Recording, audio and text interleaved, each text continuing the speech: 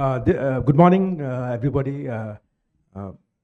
There's no fire out here, and yet we want to make it a fireside chat. So let me sort of get into it. The world is on fire, I think. World is on fire, yeah. It's also in a flux these days.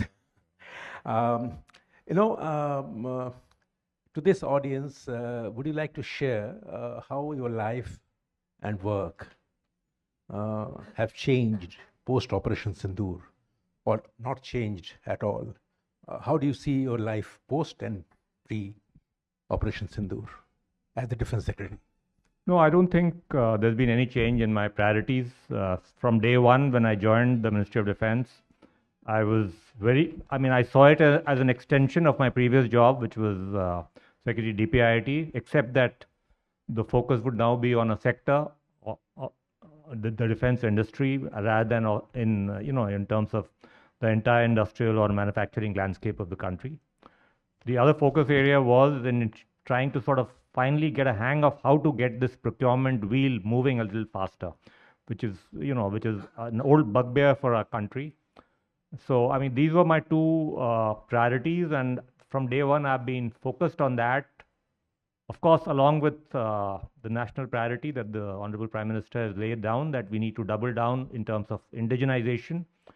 The very fact that, the events around the world validate that thrust towards that indigenization, and we intend to double down on that. So all of those priorities haven't changed. It only, after Operation Sindoor, it just makes it a bit more urgent. Indigenization, you mentioned that as one of your primary goals. Where are we in that yardstick, by that yardstick? So let me answer it like this. The indigenization is obviously, it's a journey. You can't reach the destination overnight, and you'll have to essentially look at all the domains in our defense industrial sector and see what is the, in a sense, what is the technology readiness you have, the TRL level you reached across different technologies. And depending on that, you need to take pragmatic decisions on what you do. And in certain areas, you'll obviously try to do everything within the country, from design to manufacturing. And there is a bunch of areas like that which has come about due to the efforts of DRDO over the years. Areas like artillery and various types of armored land systems, long-range missiles, multi-barrel rocket launchers. All of these areas we've achieved a level where the bulk of the work can be done within the country. There are others where the TRL level would be somewhere between 5 to 8, where the promising results have come about through DRDO, but to reach manufacturing levels, we still have some time to go. And in those areas, you'll probably have to look at some levels of technology transfer, code development, manufacturing, and limited calibrated imports where required. And finally, there will be certain cutting-edge areas where we don't as yet have even a design idea or a concept, and in those cases, of course, you may have to rely on imports as well. So that's broadly the landscape as I see it, and we have to sort of ensure that we take pragmatic decisions on all of these to ensure that our forces don't fight with significant capability voids when it comes to their adversaries. Indigenization in a commercial world has a certain connotation, has implications, has significance. Indigenization in the world of defense and strategic affairs, do the meanings change and their priorities change? In defense, in strategic affairs, true indigenization would essentially mean that the entire design and IPR rests within the country.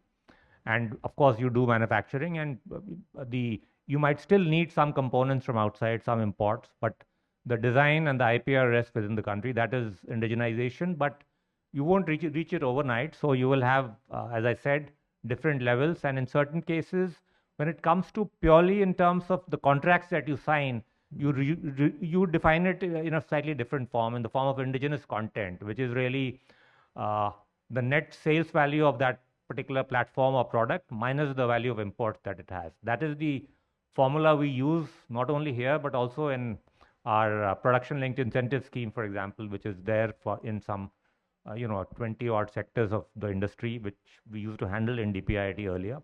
So there you try to achieve a certain level of localization with the belief that it will grow an ecosystem and eventually you will, I mean, a bit like the example of the Maruti, for example, you start with a or for example, Apple right now, where you have a localization level of, say, less than 20%, but you expect that as the ecosystem expands, it will go higher, as it has for, say, Maruti, for example, where it started with similar low levels of localization, and now it has gone to above 80%, although there are still some, engine design elements that are still not entirely with them. So yeah, I mean, it's a long journey, but indigenization here will mean different milestones. But I mean, the ultimate idea should be that you should achieve full IPR within the country.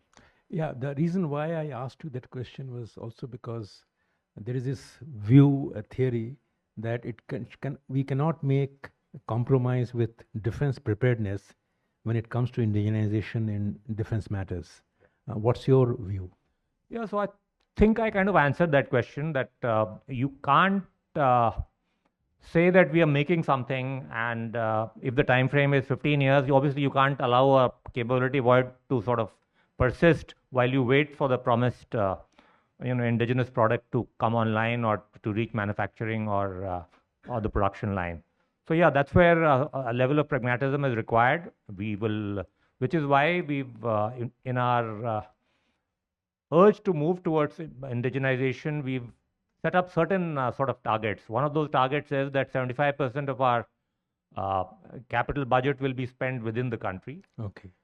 But while achieving that, we know that there will always be some elements which we will have to sort of, depending on the TRL level, we may still have to import.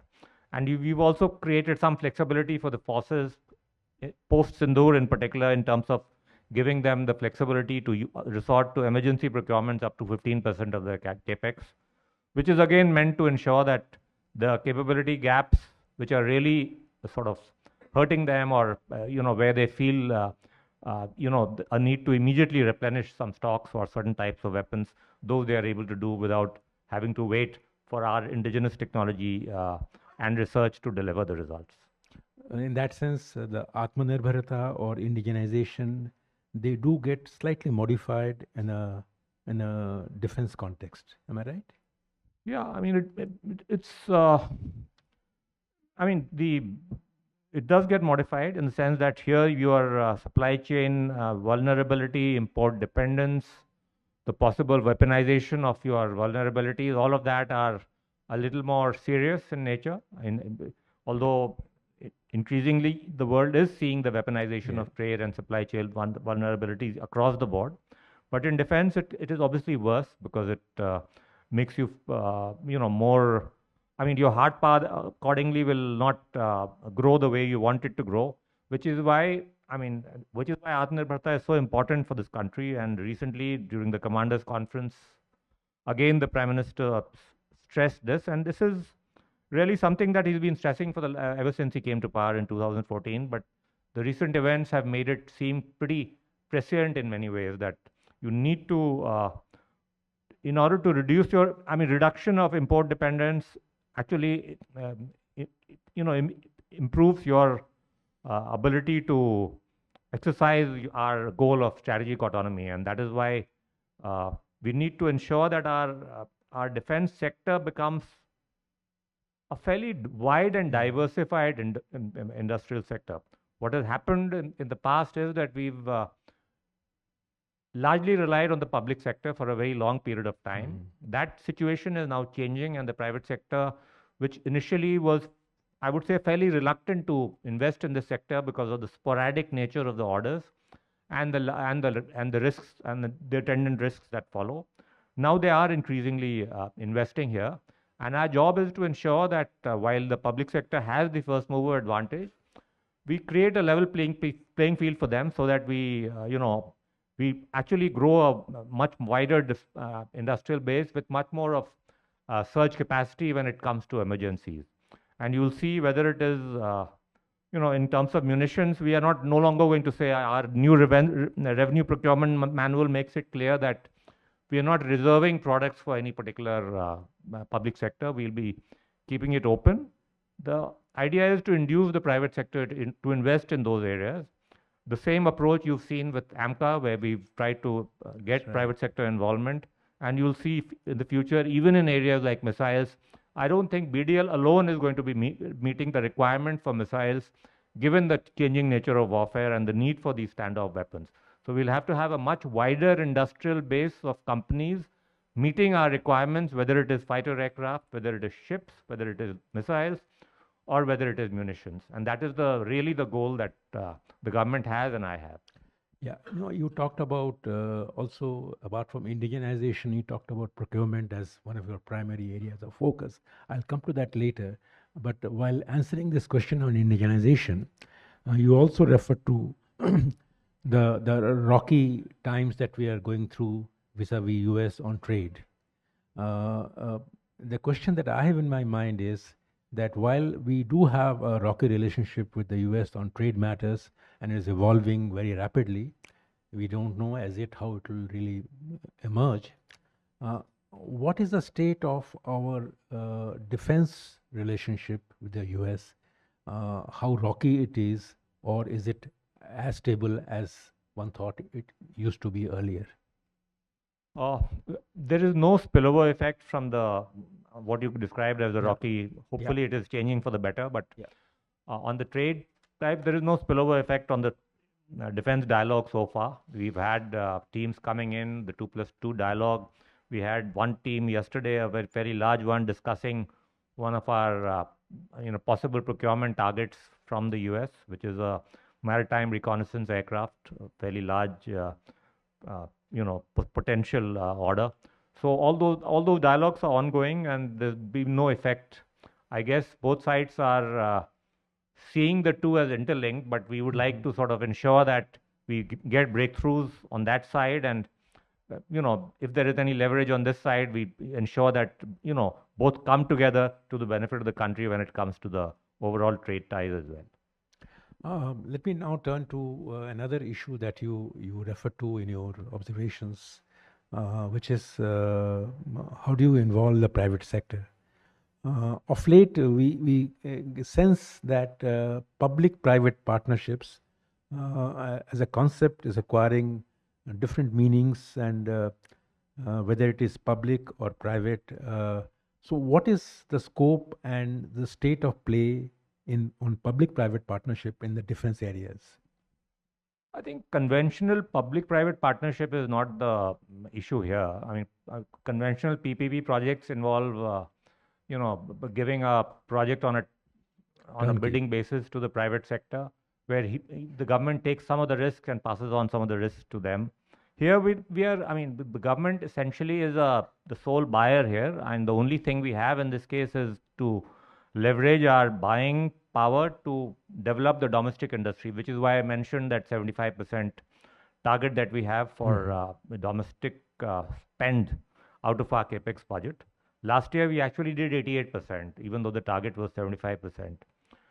What we can do for the private sector is really take care of both the supply side bottlenecks and the demand side. On the demand side, the issue is to ensure that they get a level playing field, remove product reservations of the kind that I mentioned, stop nomination-based awards to public sector enterprises, do everything by tendering to the maximum extent possible. On the supply side, you need to take care of, the conventional ease of doing business issues in terms of, I mean, this is one of the few industries which is still licensed in the country. So taking care of their, delays in the licensing process in terms of security clearances, and thereafter in terms of when they ask for licenses for imports, for exports, etc., also to speed up those timelines. So, I mean, we are in the process of tackling all of those. On the buying side, I'll come back to procurement again because you mentioned that. Yeah. Again, the intent is to ensure that the private sector feels that it can basically come in and bid for anything. There is no cost plus based nomination being given to anybody. If you are able to compete, you will get the orders. And in fact, in one of the events to the CII, I remember saying that the private sector can rest assured that there will be enough visibility when it comes to orders. They should, essentially invest in capital and in engineering manpower and get ready to sort of take advantage of the orders that are coming. In public-private partnership, as we have seen play out in the non-defense sectors, there is a free interplay of data, information, even technology on offer. Now, is that a hurdle? Is that an obstacle? Because in defense, public-private partnership, probably data and information, even technology, will be somewhat, restricted or kept confidential. Is that an issue, you think? I don't think it is. Actually, if you see most of the R&D in defense is of course done by the public sector, which is the DRDO. Very little by the private sector as yet. But DRDO licenses its technologies free of cost for the most part to the private sector as well, and many of them are increasingly taking advantage of this. And we are talking about, we have our SIDM president here, and one of the orders he's got is a DRDO design. In fact, 2 orders. One more is coming, I think. Both of those are Indian designs, so from DRDO. So yeah, I mean, access to technology is not an issue. In fact, DRDO does not even charge royalty for it when it comes to these technologies that they're licensing for our defense forces. Incidentally, my own view is that we should start perhaps charging a little bit, at least a token amount, because otherwise it's not valued and it's not, perhaps put to as good a use as it could be. So technology is largely from, in addition to, DRDOs and indigenous technology, you could have, for example, in areas where India doesn't have the TRL level as yet, for example, the higher category of drones, the MALE and the HALE class of drones. If we insist on domestic production, the companies, both in the private and in the public sector, will have to tie up technologies from outside. Right. We will encourage that, but the intent is that the actual manufacturing should take place within the country. You mentioned about charging a bit on the DRDO technologies. Should they also be bid in an open? Yeah, so I'm saying that, I mean, you should charge some royalties, otherwise in India, nothing gets valued if you give it away free. That was the it's like water to the farmers. Let me dig a little deeper into this idea of defense PSUs. There are a large number of them, what is the government and your broad view of the role that defense PSUs should play in this country? And I ask it particularly with reference to the recent the defense policy that was announced a week ago, where for the first time the defense PSUs were denied this right of no objection to a border. So, I mean, in light of that, how do you see the role of defense PSUs in this country? At a time, probably there are some voices that are being raised also that have defense PSUs been made orphans. How would you respond, and how do you see the overview, your government's overview on defense PSUs? So we have, I think, 16 central PSUs now, including the 7 new ones, which are the corporatization of the earlier ordnance factories. The document that you're mentioning, the new revenue procurement manual, talks only about one particular type. It's basically ammunition of different types, artillery shells, etc., where there used to be the system that you first take an NOC from the Munitions India before you go to the private sector. And as a result, private sector had no incentive to invest in this area at all. And how will you build surge capacity on the basis of a couple of units of MIL if you happen to need enough ammunition for a long duration war? So yeah, that particular provision is deleted, but as I mentioned earlier, the MIL's first mover advantage in terms of access to technology, to land, to including some elements of capex that the government gave it will not change. They will just have to compete, and hopefully that will make them also more efficient. In general, PSUs in the recent past have done very, very well, given the large numbers of orders they have, including a large number of export orders. So I think you can rest assured that public sector will continue to flourish in this country.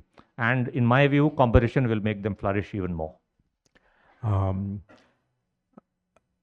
Defense PSUs, and then I will be failing in my duty if I don't talk to you about the ordnance companies. There was a time when they are also PSUs now. Yeah. There was a policy that was taken about a few years ago, but they were corporatized. That's right. And when they were corporatized, there was this expectation that they will turn the corner, they will do better. And what I read recently was that apart from one of those ordnance corporations, so to say, except the one based in Nagpur, everyone else, which one is doing well. Now, how do you see this ordnance companies now, no longer directorates or anything, how they are shaping up, in which direction are they moving in the entire defense space? So one of the unfortunate results of the geopolitical turmoil is that all of them, except one that you mentioned, are flush with orders, including export orders, and as a result, they are all in making good profits. And the same situation will continue because there will be a large number of domestic orders that, of course, they will also have access to. So I'm not worried about them. They still have some levels of capex support that was promised to them when they were corporatized. So that process is also on to expand their capacity. As I mentioned, you need to expand capacity in some of these companies, given the challenging geopolitical scenario for the country and our neighborhood. So yeah, I mean, as I said, they are doing very well, and they will continue to do well, given the nature of in the way the world is changing and the way defense expenditure is going up around the world. So nothing to worry about as far as the ordnance companies, ordnance board units that have now been corporatized are concerned. Defense PSUs, defense companies, and obviously defense research. And you talked about DRDO's role, how DRDO is sharing technology with companies, private sector and public sector. Is there any vision that the government has on making defense research something like DARPA of the US, where it is not just having the cutting edge technology, it is also actually helping private sector acquire new technologies and develop them further? How is DRDO being viewed, and where is DRDO in the context of that DARPA yardstick? So I'll talk about DRDO, but before that, let me talk about the sort of public and the private sector and how the government sees its role. As I said, in fact, the Honorable Prime Minister also made this comment during the Joint Combined Commanders Conference in Kolkata last week, that we have to see the public and the private sector as a hybrid dual-use pipeline when it comes to contributing to India's defense requirements.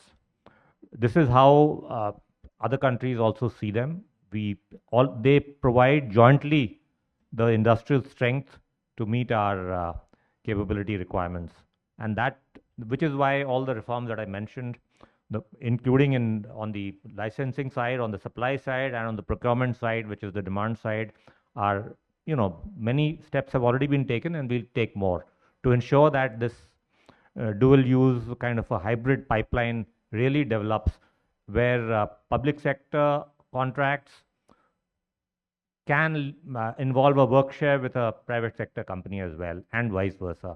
Some of that is already happening, and I want to see more of that happening, so that we do what is often called a whole of industry kind of an approach when it comes to meeting our capability requirements. Coming back to DRDO, DRDO has done great work for the country, but there are also areas where we need to move much faster in terms of the delivery schedule for some of the technologies that they have been developing. How do we do that? Does it require some level of institutional restructuring of DRDO? And can DRDO, can the labs become more independent in terms of level of decentralization? Do we provide the private sector greater access to those labs and to the testing infrastructure there? All of those things are actually being discussed in detail in the government right now. But I mean, beyond that, I can't speak much. It's a matter of discussion. But yes, some kind of a restructuring of DRDO to improve its ability to deliver technology platforms quicker is something that I think the government is working on. And which can help the private sector as well. That's right. Yes. Okay. That's very, very reassuring, actually. You used this expression, hard power and soft power, while you were talking about defense. I have got this quote from you, where you said that there's a need to back our soft power as hard power is becoming more and more critical. What, in your view, should define a credible threshold of hard power for India in the light of challenges ahead? Yeah, so I think we should have, ideally overwhelming asymmetry vis-a-vis our Western adversary, deterrent capacity vis-a-vis our Northern adversary, and overwhelming dominance in the entire Indian Ocean region. I mean, those are the three areas which I would see we should have, and we should have that combination of industrial and technological superiority backed up by, by numbers in terms of our, weapons and platforms to back those three, key areas that I mentioned. You think we are moving in that direction? We are working hard in terms of moving in that direction. And in that area, I would also like to mention that we need to ensure that in our island territories, we have sufficient defense capability to really command some of these Indian Ocean areas, including the Malacca Straits, sufficiently to ensure that people think twice, and that when it comes to the Indian Ocean, we should remain the predominant power. Okay. Let me turn to the reforms that you mentioned, that the moving away from the traditional nomination-based, cost-plus procurement-centered, the public sector towards a more competitive model. At what stage are you in evolving and announcing that kind of a perfect model for any order placement? So there are three sort of steps we took. One is that within the existing DAP 20, which was which has been around for the last so many years, there we've to start with, we've simply compressed some of the timelines. Essentially, we've said that where, for example, the cost negotiations could go on for 1 or 2 years, we've essentially accepted an accountability that we'll do it in not more than 3 months. Trials, similarly, we've tried to sort of reduce the timelines. As a result, you mentioned that your colleague mentioned earlier that we did record contract signings last year, and this year, incidentally, we're en route to breaking that record again. So one is compressing timelines, accepting greater accountability in terms of our different levels of decision making within the existing procedure. The other step is to reform that book itself, the DAP 2020, which is a voluminous 600-page book, very difficult to read, very, very opaque in some ways, because it tries to take care of every contingency and tries to ensure it's a very kind of fail-safe kind of a mechanism. But it has done well, it has withstood the test of time, but now we need to make it simpler, ensure, specific runways for startups, for example, and for Indian design to be given a greater focus. So all of those are, that particular work is underway right now. We have a committee working on it, headed by the former DG Acquisition, and they are interacting with industry, including SIDM, of which Mr. Bhatia is the president, and with the services. So the target I've given them is by December, we'll have a new defense acquisition procedure handbook. The other part that we've already done is something that we call the revenue procurement manual, which only looks at the consumables at the army. And that's also a huge amount. That's also about 1 lakh crore. Our capex is about 1,80,000 crores, but the revenue procurement also is about 1 lakh crores. And there are 2-3 steps we've taken. You mentioned some of those in terms of removing reservation, making GEM the more normal process for products that are civilian use or dual use, vehicles of different types, various types of consumables. All of those, the armed forces can now straight away buy from GEM without going through elongated procedures. And of course, there is greater flexibility in terms of decentralization of power, greater financial powers to the forces at different levels, etc. So these are 3 areas that we've focused on. DAP 20 will be revised by the end of the year. Revenue procurement manual already revised. And within DAP 20, the procedural timelines have been slashed, which the result of which you see in terms of much faster contract signings over the last 2 years.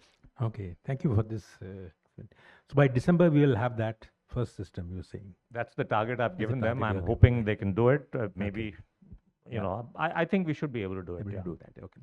You know, when you're talking about defense, probably we are also not, probably we are ignoring the role of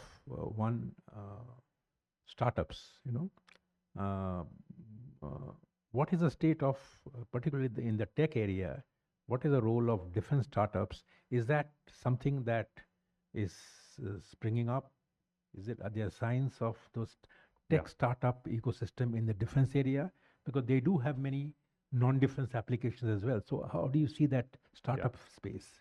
So defense actually is the only central government department which has a structured scheme under which startups can be funded from based on funded up to the prototype level, and thereafter we give them a limited order. I mean, that is one of the areas we are going to change. That if you've developed something in-house, or rather indigenously within the country, help the startup reach a certain level, you shouldn't let him thereafter go on his own without giving him a more assured, a larger order. What we are giving right now is a very token kind of an order. So that is one of the areas we intend to achieve. Otherwise, what happens is that these startups sometimes get bought out, or they sell out quickly to some venture capital fund because they don't have enough access to capital and the orders are not forthcoming. So that's one of the areas we'll tackle. But as I said, defense is one area where startups have access to a structured scheme called IDEX and Aditi, where we can fund up to 25 crores, I think, which we intend to make it to 50 crores now. That scheme will be expanded. I think the maximum size will be increased to 50 crores. And as I mentioned, the assured orders will also increase. And in the new revenue procurement model, we've also said that where a startup or an Indian company develops something specifically for the armed forces, for something that is custom made for us, we should be giving him a certain amount of time, say 4 or 5 years, where we give him an assured order, at least for meeting that requirement over that 5-year period. We need to keep it limited because otherwise it becomes a monopoly and there is a temptation to start extorting money. But we will create that kind of a runway in the capital side as well. You have a policy on this in place already, or you are planning to? The IDEX, it's a scheme, the startup scheme which is called IDEX, basically funds, it goes out to the startup community with a problem statement, and then based on the inputs, it selects some and funds them up to the prototype stage level. The feeling is that after we fund some prototypes, like say 10 or 15, then we'll sort of let him compete rather than giving him a slightly, longer pipeline of orders for a longer period of time. And that is what I intend to do in the future. But there are cases where we funded procurement, we funded the design stage, and we've tried to give him a slightly, larger order as well. But we want to make that institutionalized under the new DAP 20. Okay. Why I am asking this question to you is also because, the larger companies who are in the defense space probably can deal with the monopsony situation where a single buyer. And where the startup space, they are young outfits how do they deal with the monopsony situation of a single buyer? So is there something that you need to do to give them that support, or is there I leave it to Yeah. you. I mean, So the monopsony situation will not change. I mean, Yeah, by sure. definition, military Yeah. equipment will not be bought by anybody other than us, and maybe to a limited extent for smaller calibers, the paramilitary forces and the Ministry of Home Affairs for small arms and ammunition. So that will not change. What you can do is, as I said, try to create some liberal windows and runways for the startups who are branching out, and overall create a situation where not only do you create a level playing field, but you create a situation where the vendors down the chain, for example, Bharat Forge or L&T or HAL, they have this huge chain of vendors, tier 1, tier 2, tier 3. Your system should be such that the vendors can also, over time, move up the value chain and become OEM manufacturers themselves. That is the kind of ecosystem that government would like to provide, leveraging its buying power. You mentioned in one of your responses that defense is one area where the not the permit but the license definitely continues. May not. I think even permits. There's still a license permit Raj that operates in the defense industry. Can you give us a sense of the future reforms scenario on the defense industry? Yeah. And where license permit Raj will also be a thing of the past? Or what are the new reform areas that you think should be attempted? So I don't think the license Raj can be taken away entirely in defense, because when you are manufacturing lethal equipment of military grade or higher explosives, obviously you can't just de-license it entirely. And in this country, of course, we license even our small arms. Even so the question of entire industry is not being licensed does not really arise. What you can do is make it a little simpler for them, or ensure that, for example, if somebody applies for a license, it shouldn't take 2 years for him to get it. When I was in DPIIT, we tried to sort of improve it to the extent possible. I think now the commitment from most of the delay takes place when it comes to what we call the security clearances by the security agencies, and including the state government, the state home departments. The commitment we've taken from them is that they will try to complete this in 3 months, because I was actually saying that we should even make it deemed licensing beyond a certain time frame. I don't think that will pass. I mean, it's a bit too radical for our system. So what we are looking at probably is a commitment that licensing will be expedited, and not more than 3 months will be taken. And other elements of the licensing system in terms of import licensing and export licenses, those are other areas where we are trying to sort of ease things out through a single window, through process reforms. Process reforms, essentially. You can't change it, but there are also areas which you can change totally. I mean, I remember when I was in DPIIT, the licenses that industries used to have, arms industries used to be for 3 years, and after every 3 years you need to come for a renewal, which meant that by the time you set up a unit, you'll again need a fresh renewal with the entire merry-go-round of security clearances, etc. So now we've made it 15 plus 3. So essentially, for 18 years, you can rest assured you are, you can invest and hopefully find markets within the country and abroad. And those kind of process reforms is what can be done in this space. Entirely doing away with the licenses it does not seem feasible. Okay. Will you like to take a couple of questions from the floor? Yeah. So I think I have I tried to light up some fires, but I think I've failed. Maybe there are some questions. Please go ahead. Identify yourself and make it a question.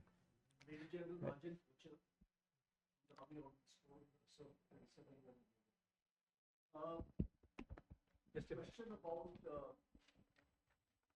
corporatization of the ordnance. Recently, 141 guns, Nishalang guns of the artillery were found defective and rejected by the Indian Army. when I was in service, we had a similar problem with our T-72 barrels at that point of time. So we seem to have moved a full circle after corporatization of ordnance factories, and we have 7 defense PSUs now. So my question is, what has changed or what has not changed? Because the results on quality control are still the same. Second is that what kind of checks and balances are we ensuring to ensure that our metallurgy requirements, and especially when we use steel and when we use alloys and things like that, why should we be making the same mistakes again and again? Yeah. Yeah, so I mean, the short answer to your question is that indigenization is a tough road. It's not going to be easy, and nobody said it's going to be easy. But we have to persist with this, and we do have at least one a new pipeline of artillery guns being made in India, ATACs, which have passed all the trials. And generally, the feeling is that our trials are probably one of the most detailed and onerous in the world. And if people pass those trials, generally the feeling is that they can, work anywhere. So yeah, I mean, quality control, it is an issue and it needs to be tackled. I thought the private sector actually feels that DGQA is often very, very tough on them. And I don't know, maybe they are not sufficiently tough on the public sector. I really wouldn't know about the specific case, but I mean, we have to double down on this indigenization effort, and if it requires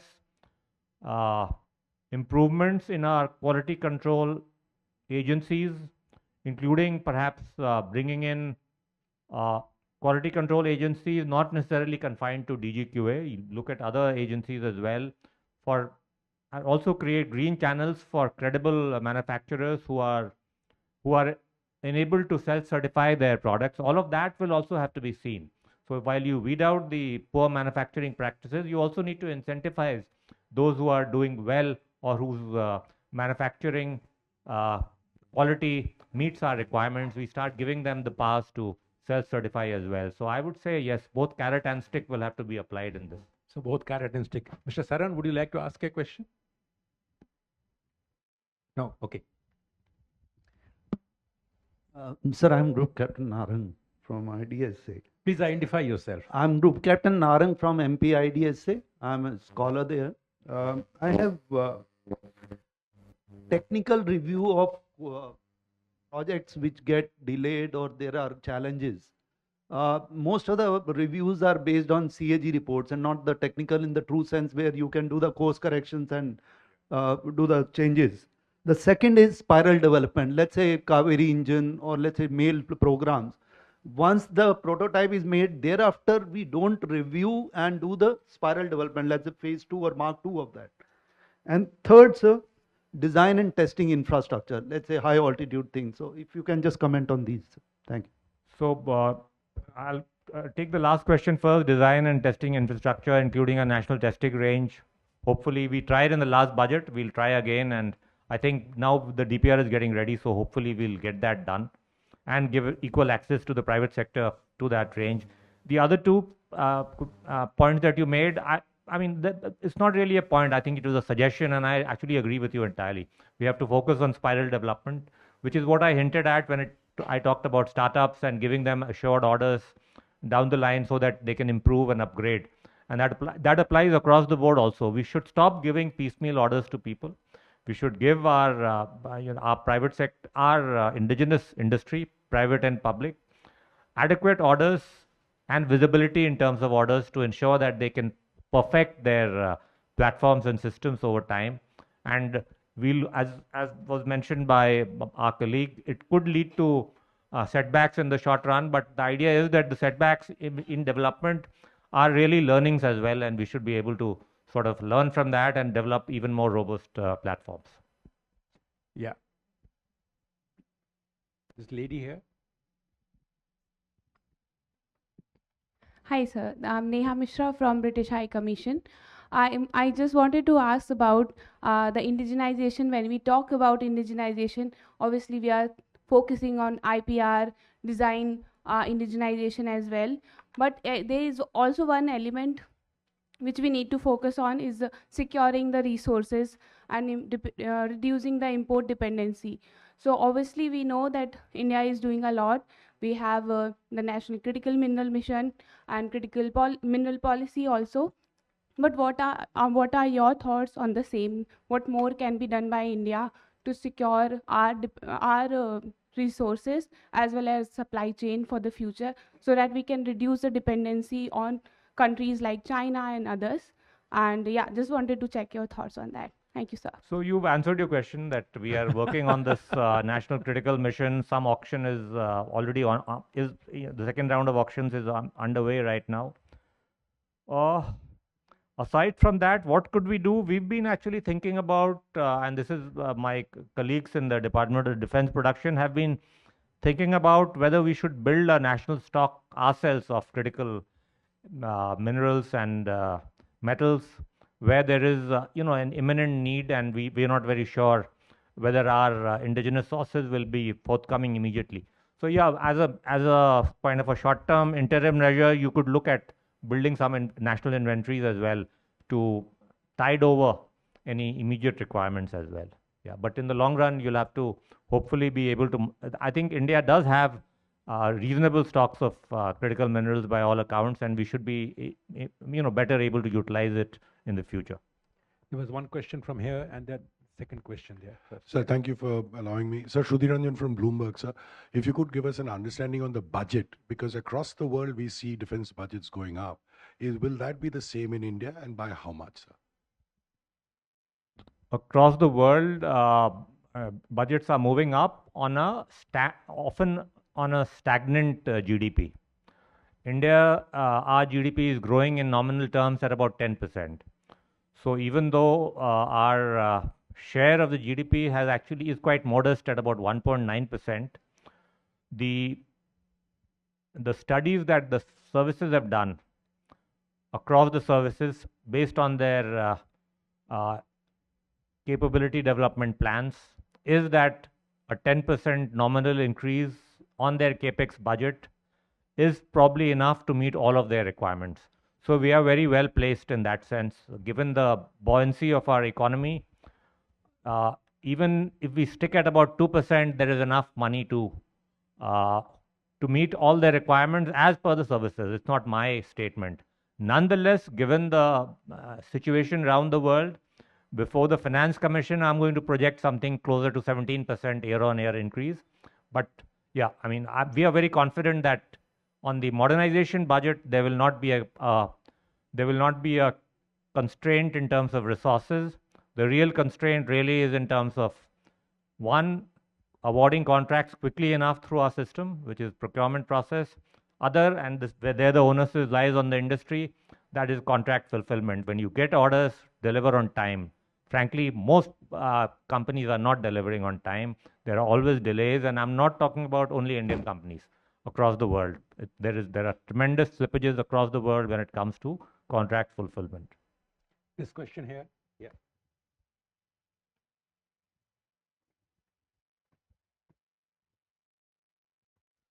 Sir, I am Danveer from DD India. I present a defense program.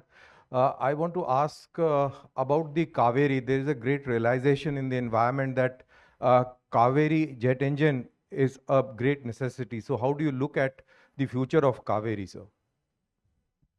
I mean, this is really a question for DRDO. I don't know enough about it, frankly, but the impression I've been given by Chairman DRDO is that the Kaveri engine would be, at the present performance levels, would be most suitable for their UCAV program. That is the impression I've been given, and I think that is what they intend to work on, and of mating it with their future unmanned combat aerial vehicle program. There's a last question from the floor.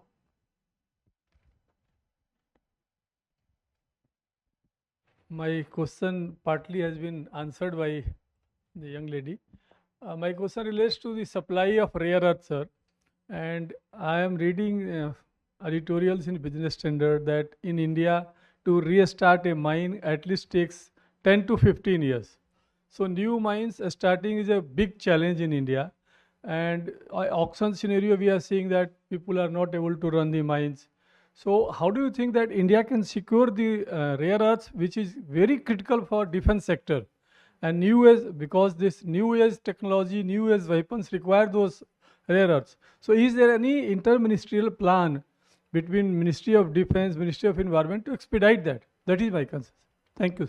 So you've asked the question at the right time, because it just so happens that about 2 weeks back, the Ministry of Mines asked Department of Defense to make a case before MOEF that critical minerals are being a strategic necessity.